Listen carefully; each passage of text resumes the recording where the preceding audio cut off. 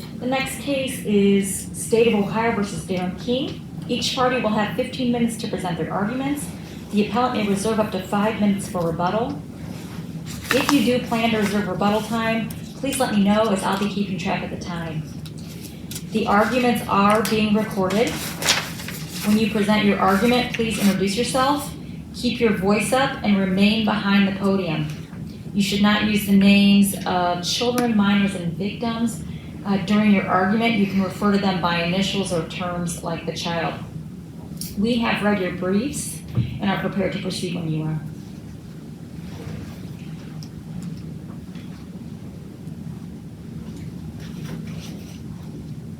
Thank you, Your Honors. My name is Robert McDowell. I'm attorney for the appellant, Darren King. This is case number 2024CA0034. Mr. King was convicted of 2 counts of felonious assault after a trial to the Medina County Common Pleas Court. This was a highly contested factual dispute case. Certain facts, though, are readily admitted by the parties. The incident giving rise to the case today occurred back on August 8, 2023 in the parking lot of an establishment known as Family Tavern in New Brunswick, Medina County. There were 2 separate victims for each count of assault. One is KG, the other one is JM.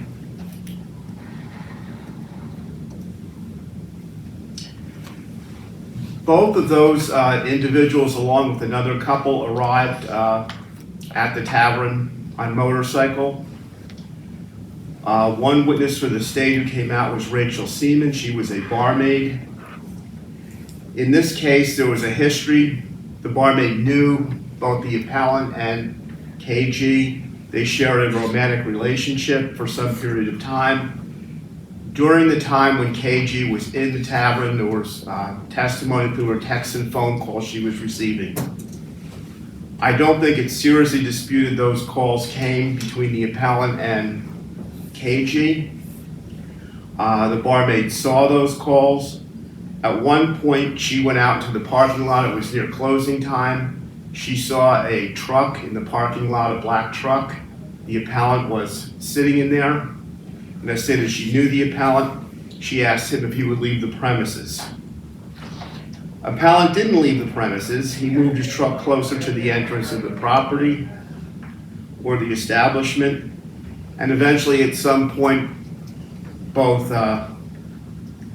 KG and JM left, and they were either getting onto a motorcycle or about to get on a motorcycle and drive away. At this point, there's testimony that the appellant came, operated his vehicle, and it went toward the motorcycle. There is a dispute in the testimony of whether appellant actually ever made contact with the motorcycle and his truck. And that dispute is solely based upon your client's testimony versus all the other witnesses, is that correct? Well, no, the one alleged victim, JM, also testified that there was no contact with his vehicle. Thank you. And I believe there may be another witness. No, strike that. I'm sorry, Your Honor. No, there was a testimony, though, from the one alleged victim who said there was no contact. Does contact matter in the terms of felonious assault? Isn't an attempt to cause serious physical harm also assault? Well, I'm going to address that. Yes, Your Honor, you are correct on that. There's a question of fact on that. The actual dispute, I think, the factual dispute was the appellant testified that he had only one way that he could leave or exit the parking lot. He had to go past the parked motorcycle. He never had any intent to injure, and he tried to bolster this with the testimony of the one witness. There was then the witness of KG who said no. She believed that in this case it was an actual attempt to injure. And there was the barmaid who also testified. But in terms of the argument you've made about facts here is about the expert witness. Yes. Right. So you're saying that was an exculpatory portion of his testimony that made that prejudiced him. Yeah, well, yes, But when I if get there was contact or not, how does that play into the attempt portion of this? Because does it matter that there was contact at all? I think if he was able, well, he tried to develop, but there was no contact, there was no intent to injure. If he had been able to develop that further with the testimony of it was a body repair shop, that no, you would see this type of damage that did not occur here, there was no contact, it would at least bolster the argument on this case where it is a hotly disputed question of fact, whether there was an intent to injure or not. So I do think he was prejudiced by that. There are also, though, as I raised questions about consecutive sentences were given here. I think this is a really interesting issue. We have so I'm going to ask you, Yes. Was there a consecutive sentence given here? Because when you're talking about felony sentencing, you can only either impose community control or and you can't suspend anymore a prison sentence. You can write, I suspended prison sentence, but there isn't even a suspended prison sentence here. It's an imposition of community control, right? Well, there was community control, but he was sentenced to serve 180 days in the county jail on each charge. No, when I was first appointed his counsel, I called out, and he had a appellate counsel before me. I think this could have in some ways been more clear, but no. I was informed by the county jail at that point that he had actually served almost a year of incarceration in that. But isn't that common that somebody serves time on a bond, but then their sentence is not a prison sentence? This sentence would be an imposition of community control, right? Well, I would disagree. I would ask the court to look at RC 1.05C, which divides imprisonment as being in a county jail for a felony. Well, and I certainly appreciate that, but let me go back to one thing you said. Has this gentleman, since he's been placed on probation, served a year in jail? My understanding is yes, Your Honor. Why wouldn't this be moot? Why wouldn't this be? Why would it be moot? He's already served his year. What are we going to say that makes that time go away? Well, I mean, as a lawyer, I like to give my clients the practical reality of things. I think if you were to reverse or vacate this sentence, I mean, the practical effect would be to send him back down to court for resentencing, and it would just conform with the statute. It would actually be worse potentially because you would be sentencing him to community control, and then the reserve portion would be the maximum he could receive on felonious assault, right? Because the judge can't impose a simultaneous community control. Right, I mean, that's why, no, I wish, Your Honor, if I had been appointed at the beginning of this, I would have moved this court. He apparently asked for, him and his trial counsel asked to stay the sentence pending the appeal. The trial court denied that. From my reading of the docket, there never was a motion made to this court for a stay of sentence pending its appeal. I think that should have been done, but it wasn't. But And I'm still unclear. He served a year before he was sentenced, you're saying? No. He was convicted and found guilty and then came for sentencing. There was a submission by his trial counsel of a sentencing memorandum. I believe the prosecuting attorney also weighed in on that. The sentence to my reading of the record was he got 2 6-month terms of incarceration to do in local jail. And then he had credit for time served. What'd you say? Then he's had credit for time served? He served like 38 days. So, Oh, okay. He was waiting to be bonded out. Mm-hmm. At least that's my reading of the record, Your Honor. But again, to clarify, he was sentenced to this more than a year ago. Since his sentence, he served these 2 consecutive 6-month sentences in the Medina County Jail. Yes, he is out of jail. And I've talked to him and since. he's currently is still on community control. I don't know for sure, but I would assume that was the case. He He got 5 years of control. I yeah. presume as well, there's nothing in the docket that tells you community control has been terminated early. No. So to your knowledge, he's on community control. So to my knowledge, yes, he's still on Were community control these stage. 2 sentences when you look at the journal entry? were they imposed as prison or were they imposed as residential sanctions in community control? Well, the court actually started to give was sentencing to 1 year in prison and was going to run for one count of felonious assault and was going to sentence him to 1 year also on the second, from my reading of this, to be served concurrently. At that point, then there was a request by the prosecutor for a sidebar. After discussion, then the judge kind of said, strike that sentence, and then proceeded to my reading of this, which is a 60-month community control sanction, then 180 days county jail on each count consecutive for a total of, 1 year. Because the court was required, if they were going to impose prison time, to give him at least 2 years, right? That's what the issue is. I think, no, there's a presumption, of course, on a felonious F2 that you're going to get prison, but it's a presumption it can be overcome. And they also want him to do the time locally rather than in the penitentiary system. Yeah, I mean, I'm sure I didn't get to read the sidebar, but I'm sure that's what his counsel would prefer. See, this is an interesting issue. Like, if he's getting local time, then that is then we're talking about not a hybrid sentence, right? If we say prison isn't jail. No, I understand, but I think, to me, under the sentence structure in the definitional portion of the revised code, 1.05C defines imprisonment as even a county jail for a felony. I would submit that's precisely what happened here. But I will go back to, I'm not entirely sure how this is moved. He served his 1 year now. Typically, when a person serves part of a sanction, at that point in time, it's moot. There's nothing else for us to do at this point. Well, no, and very well. We can't make a decision that's going to give him back his time, if you will. No, I understand you can't, Your Honor. Still, I felt this was the legal argument that I needed to make on behalf of my client. And I appreciate that. You have about 3 minutes and 45 seconds left. Did you want to reserve the remainder? Yeah, could I reserve the remainder? Yes.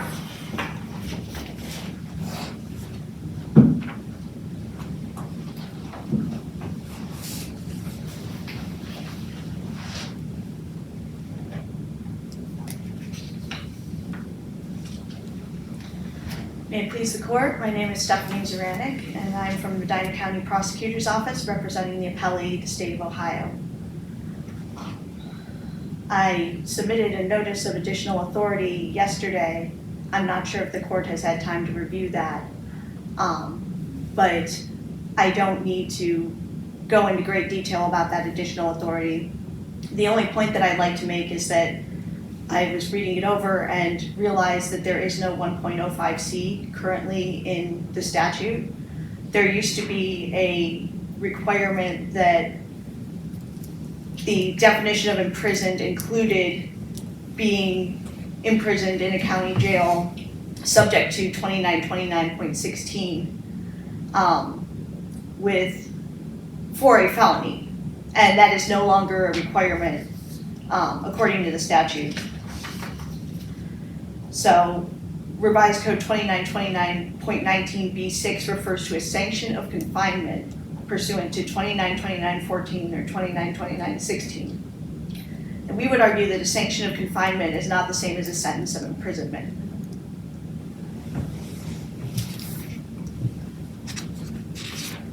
So because of that, the findings of 2929.14 C4 about consecutive sentences don't need to be made when it's done as a residential sanction. Is that what you're saying? Yes, it is, Your Honor. Yes. But is jail a residential sanction? Is it, or is it a community? I mean, it's not prison, you're saying? It's not prison, no, Your Honor. But I believe it is considered a residential sanction under the statute. And it's considered incarceration, but not prison. Incarceration, but not prison. Yes. Yes, Your Honor. Would this be moved since he's already served his year? Yes. Assuming that's correct, if the record is correct that he served a year, would it now be moved? Yes, Your Honor. I believe it would be moved. And just for the clearness of facts, this time was served after sentencing? Yes, it was, Your Honor. Yes.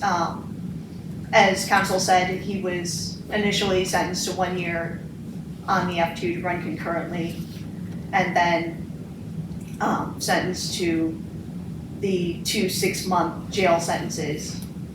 And when you say he was originally orally at the sentencing hearing first sentence was pronounced, then there was a sidebar, then there was a different sentence pronounced to place them on community control. Yes, Your And Honor. that's the only sentence we have a journal entry for. I want to make sure I understand that when looking at the journal entries. The only journal entry I'm going to see is the community control sentence. Yes, Your Honor. Yes.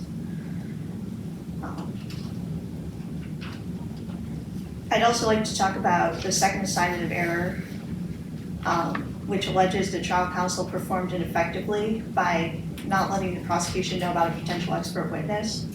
Trial counsel performed efficiently, and there was no prejudice to the defense, so trial counsel rendered effective assistance of counsel.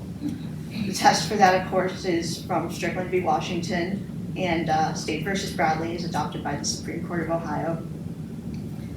And it's important to note that a court may find that there is no prejudice to the defendant, in which case counsel will be determined to have performed efficiently. There is no rule that says that deficient performance has to be established before a court can decide if there was prejudice to the defendant. This case is actually similar to another case that was decided by this court in 2002, State v. Clifford, where again, as counsel said, the dispute was a contested factual dispute. As in Clifford, there were witnesses who testified that Mr. King did hit the motorcycle with his truck, and witnesses who testified that Mr. King did not hit the motorcycle with his truck or attempt to do so. And the jury clearly believed the witnesses who testified that Mr. King did hit the motorcycle with his truck. The defense counsel sought to have a mechanic testify about how the motorcycle would look after being hit by the truck. However, as you said, Your Honor, the issue is not how it would look after being hit by the truck, but whether he knowingly caused or attempted to cause physical harm to another by means of a deadly weapon, which in this case would be the truck. The mechanic was not an eyewitness to the events, whereas other witnesses who were eyewitnesses did testify at trial, and some of them said that he did not hit the motorcycle with his truck, others did. I think it's also important to note that the mechanic was not an accident reconstructionist who could have assessed the situation and come to some sort of conclusion about what had happened.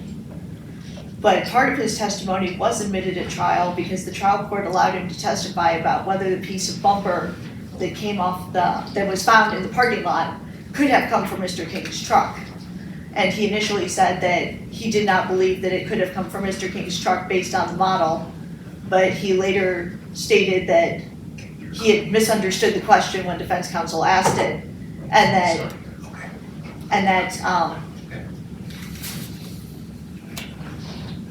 that the piece of bumper could have come off of Mr. King's truck. So therefore, Mr. King cannot show prejudice as a result of his counsel's performance, which means that his argument that he was denied effective assistance of counsel fails the Strickland test. Did the evidence show when they did, and I'm not had to enter the transcript yet, when they talked about this witness, that this was a witness that defense counsel had planned to call well before the trial date and just forgot to give they just didn't bother to give a statement of witnesses, a list of witnesses? Or did someone that the defense counsel decided during trial, hey, I need to add this person who is I'm my expert on mechanical damage to cars after the trial started, and then that's how when they decided they wanted to produce this witness? It's not clear, Your Honor, but it seems to me that defense counsel realized that she might need this witness after the trial started, because she said that she didn't hear that the motorcycle had apparently been sideswiped, or allegedly been sideswiped, until one of the witnesses actually testified that way. And I believe that was the impetus to get the mechanic in to testify about what the motorcycle would look like, what the truck would look like. There was testimony about the motorcycle was missing a few pieces, I believe. Something was leaking, but there was nothing else. I'm sorry, Your Honor, were you? No? Okay. And so all the testimony that the witness was allowed to give when they testified was regarding this piece of what was alleged to be the truck, and everything involved defendant truck and nothing involved the motorcycle that came in from this witness. Is that correct? Correct, Your Honor. Yes.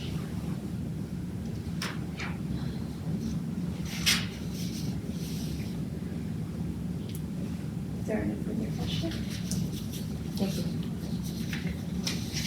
Therefore, the state of Ohio would respectfully ask this court to affirm the judgment of the trial court. Thank you.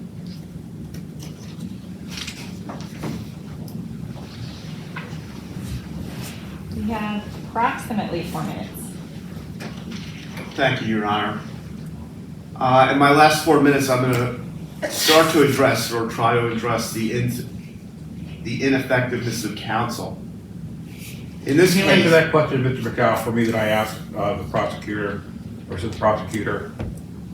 Is it clear from the record if the defense counsel had all along planned to call this person and just didn't put on a witness list before trial, or one trial started said, oh wow, this would be a very beneficial witness, let me get them and bring them in as a witness? Do we know that?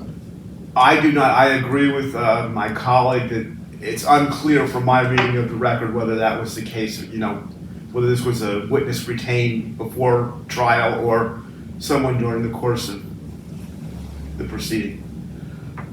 I am assuming, though, I'm analogizing this in my brief I have to a failure to file notice of an alibi witness. I have cited the Grow case for that being deficient counsel when the alibi witness then is excluded. So I have asked, at least on the first prong, on objectively unreasonable, the failure to disclose in a timely manner the existence of the expert witness was deficient. The issue I see much more is what effect of prejudice would this have? I disagree with the state that the Clifford case, which I've read, is dispositive of that issue. My reading of Clifford was, at the end of a trial, suddenly the appellant or the defendant in this case notifies his trial counsel, if there's some lay witnesses here who can testify to the extent of my injuries. Well, they were already clearly established. There was nothing new by excluding those witnesses. It was cumulative evidence in that case. This would have been evidence to the effect of, no, a collision never took place. But there was some evidence of that, both from your client, and you tell me one other witness who said the motorcycle wasn't struck. Yes. So why is this not also just cumulative evidence? But the jury heard some people testify the motorcycle wasn't struck. They did, and I think that was, to me, a very, very hotly disputed question of fact in this case, and that this one witness who knows body work may have been, in that case, been able to sway the jury somewhat.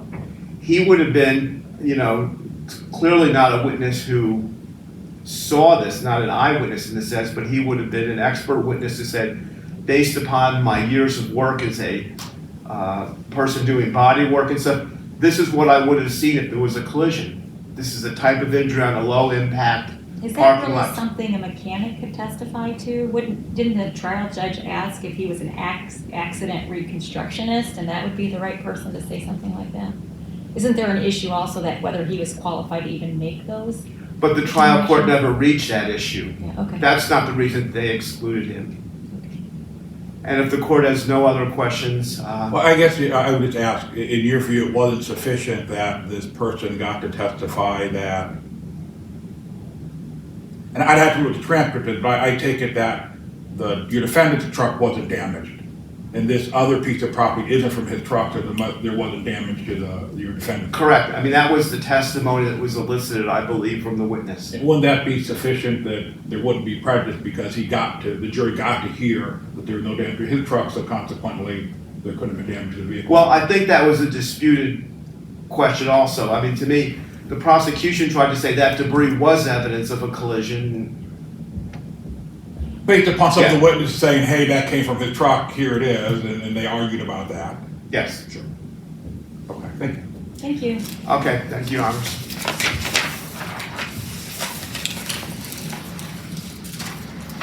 Thank you both for your presentations today. The court will take this matter under advisement and issue a ruling in due course. Also, the clerk of courts will mail you a copy of the decision on the day it's released, and the Ohio Supreme Court website does have our opinions posted. Thank you again.